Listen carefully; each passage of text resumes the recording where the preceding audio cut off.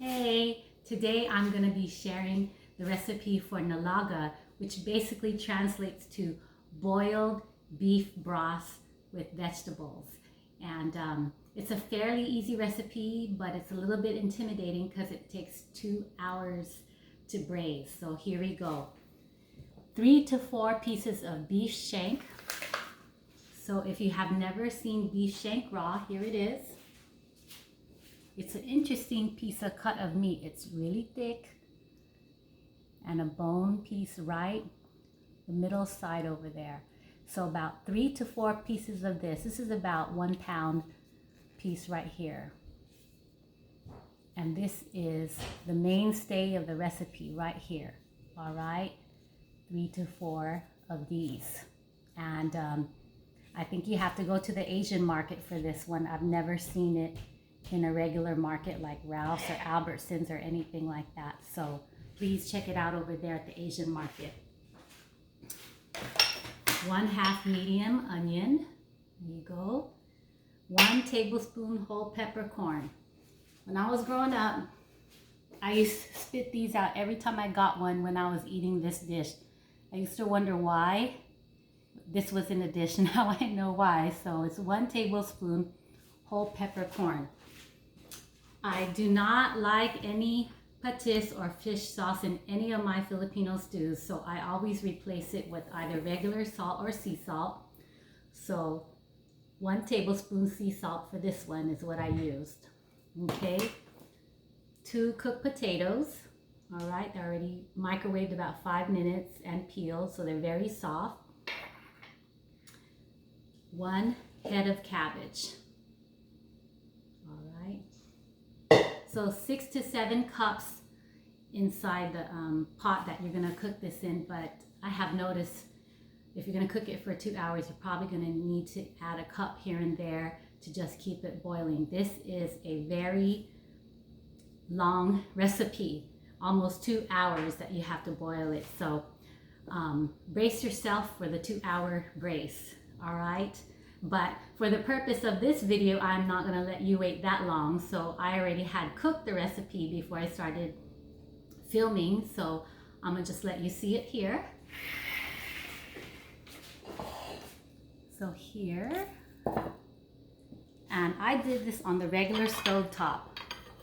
It is the only way to braise for that long. So here is the first beef shank. Look at that.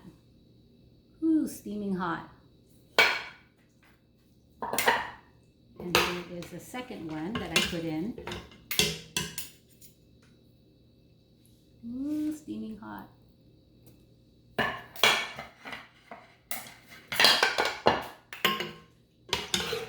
And here is the third one. And these are nice and tender, 2 hours of boiling. So it is a kind of a fatty cut of meat with the tendons, but it is so delicious. It's worth the wait.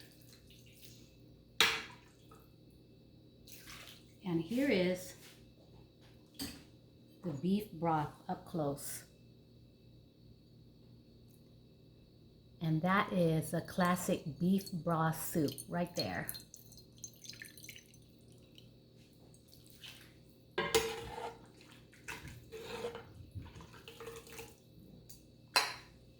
And this cabbage was added at the very end. These don't have to cook long. So I would say maybe 5 minutes until the recipe is done. Go ahead and add the cabbage. You don't want super soggy cabbage.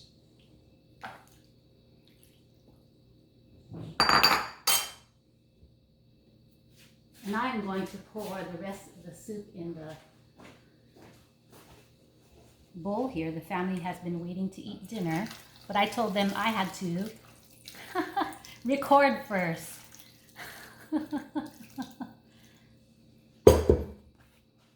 All right, and then you can add the cooked potatoes right there at the top. So I mentioned earlier I do not put fish sauce, aka patis, in my recipes.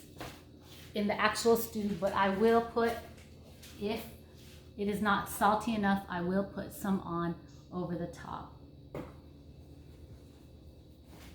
So let's get a close-up of this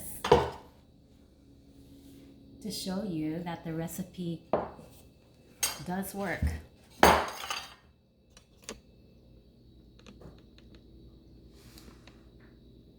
There's the bone broth. There is the bone.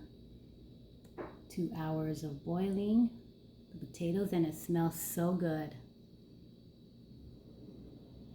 And that's good you don't see any of the peppercorns. I don't really like peppercorns, but they are the mainstay of seasoning for this broth.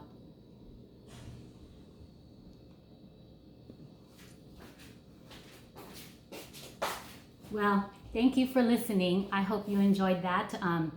Don't be intimidated. Try it out. Take care. Bye-bye.